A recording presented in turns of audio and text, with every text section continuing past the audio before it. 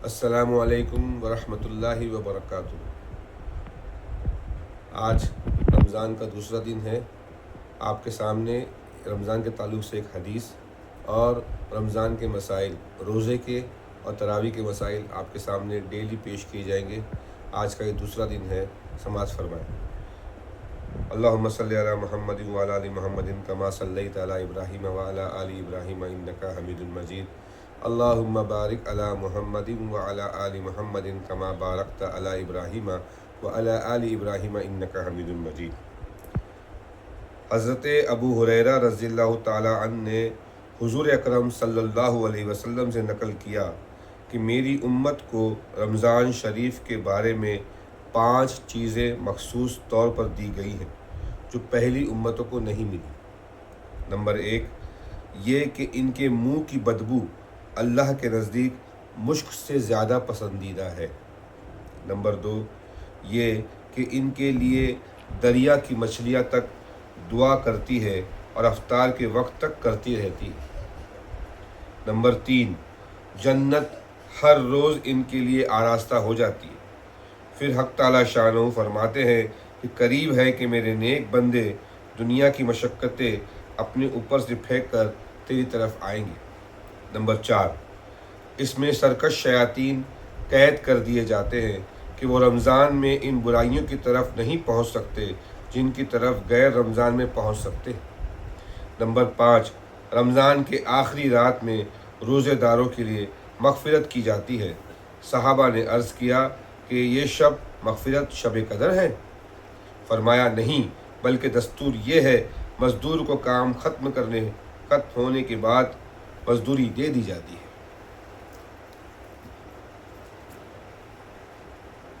رمضان کے مسائل مفتی محمد حارث صاحب پالن پوری، ان کی کتاب سے جو ہے روزے اور تراویح کے مسائل آپ کے سامنے پیش کی جاتے ہیں۔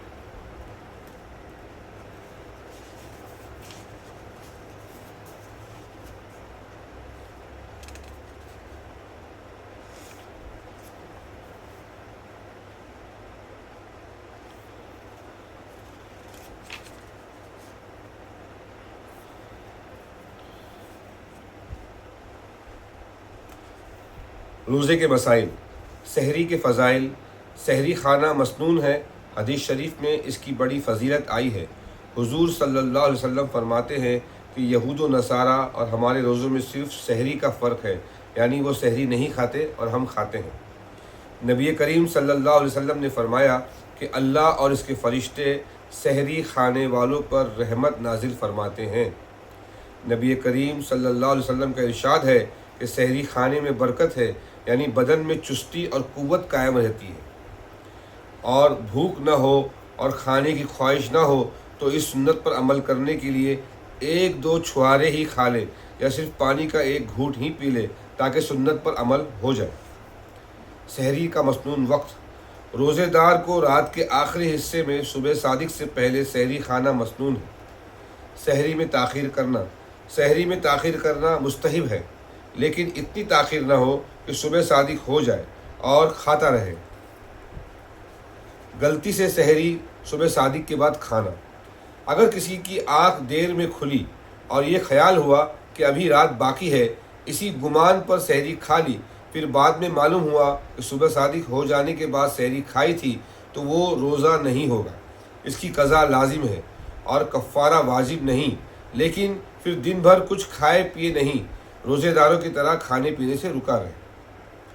بغیر سحری روزہ رکھنا، اگر رات کو سحری کھانے کے لیے آنکھ نہ کھلے، سب کے سب سو گئے تو بغیر سحری کھائے روزہ رکھ لے۔ سحری چھوٹ جانے سے روزہ چھوڑ دینا کم ہمتی کی بات ہے اور بڑا گناہ ہے۔ عورت صبح صادق کے بعد حیض سے پاک ہوئی، اگر عورت صبح صادق کے بعد دن میں کسی وقت حیض یا نفاس سے پاک ہوئی تو اس دن وہ روزہ نہیں رکھے گی، بلکہ بعد میں اس دن کی قضا کرے گی، البتہ روزے داروں کی طرح غروب تک کھانے پینے سے رکی رہے۔ حائضہ عورت صبح صادق سے پہلے پاک ہوئی، اگر کوئی عورت صبح صادق سے پہلے حیض سے پاک ہو گئی تو اس میں درج ذیل تفصیل ہے۔ پہلا، اگر وہ 10 دن مکمل حیض میں رہ کر پاک ہوئی تو اب خواہ صبح صادق سے قبل اسے غسل کا موقع اور وقت ملا ہو یا نہ ملا ہو، بہرحال وہ اس دن کا روزہ رکھے گی۔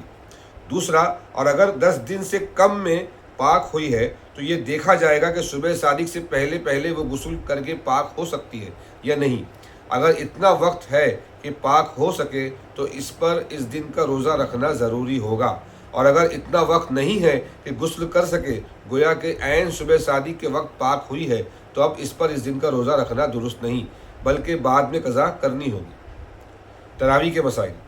حفاظ کی کثرت کے سبب گھروں میں تراویح پڑھنا۔